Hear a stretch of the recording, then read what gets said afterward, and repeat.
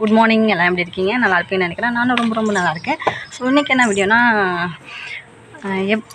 என்னென்னம்னா அந்த ஊர்லேருந்து எடுத்துகிட்டு போகிறேன், என்னதெல்லாம் பேக்கிங் பண்ண போகிறேன், அதுக்கப்புறம் டிக்கெட்டு எப்படிலாம் போட்டாங்க, எப்படிலாம் என்னென்ன டிக்கெட்லாம் போட்டாங்கன்னு சொல்லி தான் உங்கள்கிட்ட காமிக்க போகிறேன். எங்களுக்கு டிக்கெட் போட அன்றைக்கி ஞாயிற்றுக்கிழமையா, நேற்று ஆமாம் சனிக்கிழமை, ஞாயிற்றுக்கிழமை டிக்கெட் போடுறதுக்கு ஞாயிற்றுக்கிழமை காலையில் வந்து கவுண்டரில் இருக்கணும். அதுக்காண்டி அவங்க வந்து சனிக்கிழமை நைட்டே 12 மணிக்கு அங்கே போயிட்டாங்க. 12 மணி இல்லை, சாரி 4 மணிக்கு, சாயந்தரம் ஒரு 4 மணிக்கு அங்கே போயிட்டாங்க. எங்கள் மாமா சனிக்கிழமை சாயந்தரம் போய் நின்று அவ்வளோ நேரம் வெயிட் பண்ணி அந்த ஃபஸ்ட் நம்பர் சீட்டை பிடிச்சி அங்கேயே அவ்வளோ தூரம் இருந்து ஒரு 8, 9 இல்லை 11 மணி ஆகிடுச்சு. 9 மணி வரையும் இருக்க வேண்டியது, ஆனால் 11 மணி ஆகிடுச்சு.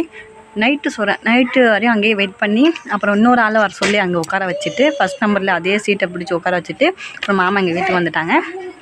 வீட்டுக்கு வந்துட்டு மறுபடியும் காலை எழுந்துச்சி சீக்கிரம் குளிச்சுட்டு சீக்கிரமாக 8 மணிக்கெலாம் அங்கே போயிட்டாங்க. அங்கே ஆள் ஏற்கனவே இருந்துச்சு, அதனால் சீக்கிரமாக போயிட்டாங்க. அப்புறம் அங்கே போய் என்னன்னா 11 மணி ஆயிடுச்சு டிக்கெட் போட. எங்கேருந்துங்கன்னா தஞ்சாவூர்லேருந்து சென்னைக்கு ஒரு டிக்கெட். என்னால் வந்து நான் இந்த வாட்டி தடவை மாமா இல்லாமல் ஊருக்கு போகிறனால கொஞ்சம் ரொம்ப சேஃபாக போகணும் அப்படிங்கிறதுக்காண்டி பஸ்ஸில் போகலை. அதே மாதிரி ட்ரெயினில் போனாலுமே நாங்கள் ஒரு தடவை ட்ரெயினில் போயிருக்கோம். அப்புறம் நைட்டே கொஞ்சம் சேஃபாக போகணுங்கிறதுக்காண்டி அப்புறம் என்ன பண்ணோன்னா, நல்ல இதாக பிடிக்கணும், பர்த்து சீட்டாக பிடிக்கணும் அப்படின்ட்டு நல்லா ஒவ்வொரு சீட்டாக பிடிக்கணும்னு சொல்லிட்டு நாங்கள் ஸ்லிப்பர் சீட்டாக பிடிக்கணும்னு சொல்லிட்டு தான் நாங்கள் பிடிச்சாச்சு. போய் டிக்கெட்டும் போட்டுட்டாங்க. பாருங்கள் வந்து இது வந்து தஞ்சாவூர்லேருந்து தாம்பரத்துக்கு வந்து இதில் 4 சீட் இருக்கா, 4 சீட்டு இருக்குது, 4 இது இருக்குது, யாரான்னு தெரியலை. ஸ்கூல்லேயே 4 டிக்கெட் போட்டுறாங்க. எனக்கு தெரிஞ்சு இங்கேருந்து 3 பேர் தான்.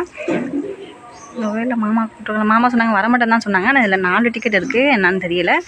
பார்ப்போம், நாளைக்கு தான் நான் தெரியும். மாமா சொன்னிச்சு இல்லை நான் தஞ்சாவூருக்கு அப்புறம் வரமாட்டேன், நீ தான் போகணும் அங்கேருந்து அப்படின்னு சொன்னாங்க. நானும் ஓகேன்னு சொல்லிவிட்டேன். ஆனால் இதில் 4 டிக்கெட் இருக்குது, என்னான்னு தெரியலை. ஸோ நாளைக்கு என்னென்னு பார்ப்போம். ஆனால் 4 பேர் தான் நாங்கள் போகிறோம்.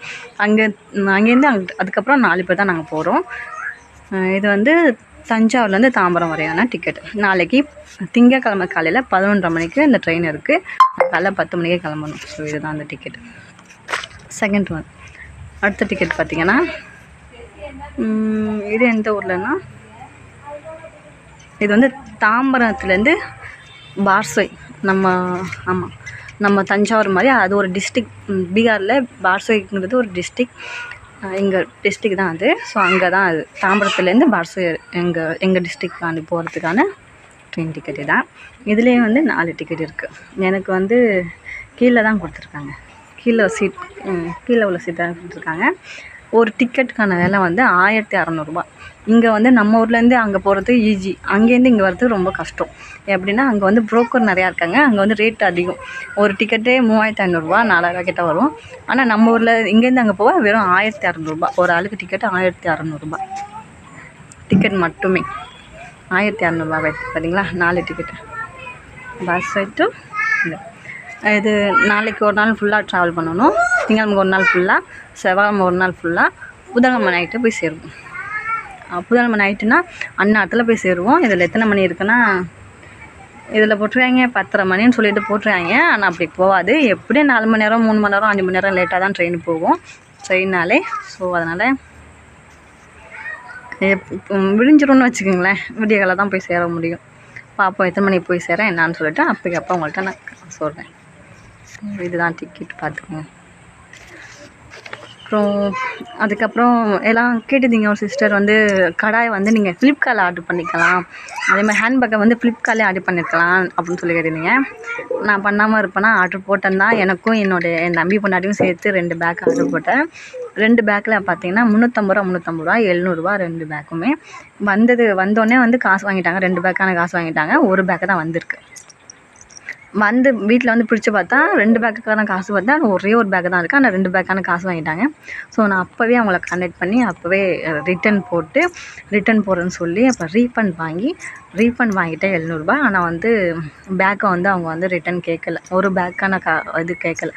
அதனால் வந்தோடனே எனக்கு பிடிக்கல. அந்த இதை பார்த்தோன்னே ஒரு மாதிரி ஆகிடுச்சி. எனக்கு அவ்வளோவா இது இல்லை, பிடிக்கல. ஓகே, அவளுக்கு பிடிச்சிருக்குன்னா எனக்கு அவ்வளோ செட் ஆகலை, இருந்தாலும் பரவாயில்ல. அது ஒரு ஃப்ரீயாகவே ஆகிடுச்சு. ஃப்ளிப்கார்ட் எனக்கு அது மாதிரி 2-3 தடவை வந்து ரொம்ப பட்டுட்டேன். அதனால வந்து நான் அதிகமாக ஃப்ளிப்கார்ட்டை நம்புறது கிடையாது.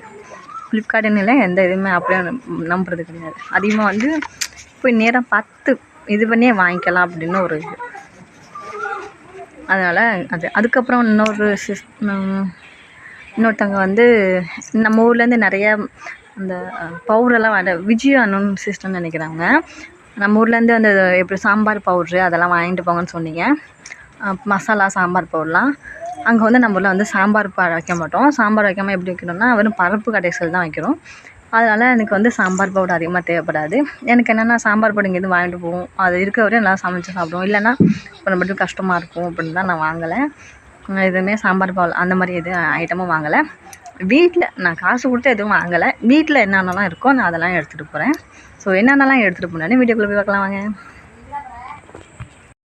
அப்புறம் பீகாரில் ரொம்ப தேவையானது எனக்கு ரொம்ப ரொம்ப முக்கியமானதுன்னு பார்த்தா இந்த புளி தான். புளிக்கு அவ்வளோ ரேரு அங்கே. புளி கிடைக்கும், புளிய மரம் அதிகமாக கிடையாது, ஆனால் கிடைக்கும். அது எப்படின்னா பூச்சும் இதுமா இருக்கும், அது சுத்தமாகவே இருக்காது. அதை பார்த்தாலே நமக்கு சாப்பிட முடியாது.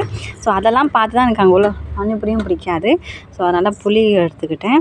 அதுக்கப்புறம் பார்த்திங்கன்னா கொஞ்சமாக என் தங்கச்சி ஏற்கனவே வச்சுருந்தா, அது பேர் என்ன மோர் மிளகான்னு சொல்லுவோம்ல, மோரில் போட்டு மிளகா பச்சை மிளகா, அது இது எனக்கு ரொம்ப ரொம்ப பிடிச்சது. இது இருந்தால் நல்லா சாப்பிடுவேன். அதுக்காண்டி மோர் மிளகா எடுத்துக்கிட்டேன். இது யார் எங்கள் வீட்டில் சாப்பிடுவோன்னா எங்கள் அப்பாவும் அதாவது எங்கள் அப்பானா எங்கள் மாமனார் தான் சொல்கிறேன். அவங்களும் நானும் தான் 2 பேரும் தான் சாப்பிடுவோம். வேறு யாரும் சாப்பிடுவாங்களான்னு தெரியலை. அதனால் நான் இது கொஞ்சமாக எடுத்துக்கிட்டேன். அவள்கிட்டையும் காலி ஆகிடுச்சு, ரொம்ப நாள் ஆகிடுச்சு போட்டு, நல்லா காலி ஆகிடுச்சு. கொஞ்சம் ஆள் பாதி எடுத்துக்கிட்டோம். அதுக்கப்புறம் பார்த்திங்கன்னா மிளகாய்த்தூள் பீகாரை பொறுத்தவரையும் எப்படி இருக்குன்னா, ஒரு 20 ரூபாய்க்கு வாங்குறது, 30 ரூபாய்க்கு வாங்குறது வாங்கி அந்த இடிப்போம்ல, அந்த இது இடிக்கும் மசாலாலாம் இடிப்போம் பார்த்திங்களா, அந்த மாதிரி ஒரு இது மாதிரி இருக்கும், உலக்க மாதிரி, சின்ன உலக்க மாதிரி, அதை வச்சு தான் இடிக்கணும். அப்புறம் நான் மிக்ஸி பண்ண பிறகு மிக்சியில் வச்சு அரைச்சிக்கிட்டாலும் அது எப்படி இருக்குன்னா குறன்னு தான் இருக்கும். அது ஒரு மாதிரியாக திட்டாக இருக்கும். மிளகாய்த்தூள் மாதிரியே தெரியாது. அதனால் வந்து இந்த மிளகாய் தூள் எடுத்துக்கிட்டேன் வீட்டிலேருந்து. அது ஒரு கிட்டத்தட்ட கிலோ கணக்கு தெரியல, இருக்கும், ஓரளவுக்கு இருக்கும் அது. அதுக்கப்புறம் பார்த்திங்கன்னா இந்த இது பஜ்ஜி மாவு, இதெல்லாம் வீட்டிலேருந்து என் தம்பி கல்யாணத்துலேருந்து இருக்குதுன்னு நினைக்கிறேன். இது பஜ்ஜி மாவு இருக்கிற எங்கள் அம்மா நல்லா இதை சுத்தம் பண்ணிவிட்டு, எங்கள் பெரியம்மா அவங்க நல்லாவே சுத்தம் பண்ணி கொடுத்துச்சு எனக்காண்டி. நல்லா சுத்தம் பண்ணி நல்லா உருண்டெல்லாம் கொடுத்துச்சு எங்கள் அம்மா. அப்புறம் அதையும் எடுத்து பேக்கில் வச்சாச்சு, பேக்கில் பிடிச்சி வச்சாச்சு. அதுக்கப்புறம் பார்த்திங்கன்னா பேக் பண்ண ஆரம்பிச்சிட்டோம். ட்ரெஸ்ஸெல்லாம் வந்து ஓரளவுக்கு இது பண்ண ஆரம்பிச்சிட்டோம். நான் எதுவும் பண்ணலை. எங்கள் அம்மா, எங்கள் பெரியம்மா, என் தங்கச்சி, எங்கள் மாமா, ஸோ அவங்க தான் வேலை பார்த்துட்டு கிடந்தாங்க. அப்புறம் அந்த ட்ரெஸ்ஸெல்லாம் எடுத்து அடுக்கிட்டு கிடந்தாங்க.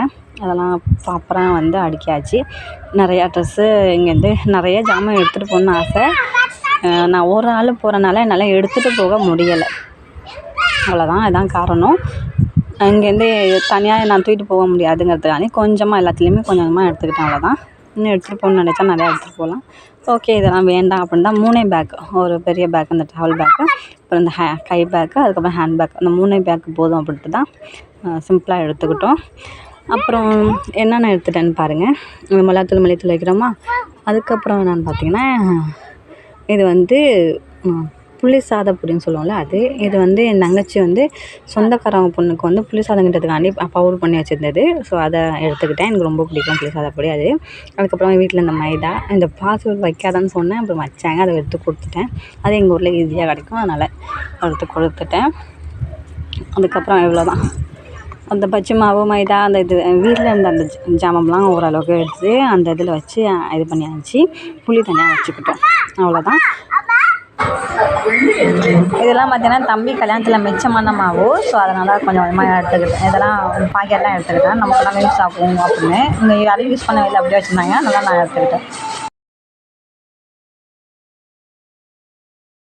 இப்போ பார்த்திங்கன்னா பேக்கெல்லாம் 3மே ரெடி ஆகிடுச்சு.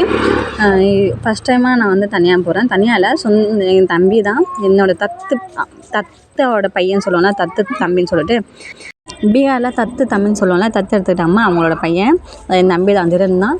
ஸோ அதுக்கப்புறமா பார்த்திங்கன்னா எங்கள் சொந்தக்கார பையன் நாத்தனாவோட என் தம்பி தானே வேணும், அவங்களும் என் தம்பி தான் வேணும். தம்பி அண்ணனான்னு தெரியல, அண்ணன் வேணும்னு நினைக்கிறேன் அவங்க.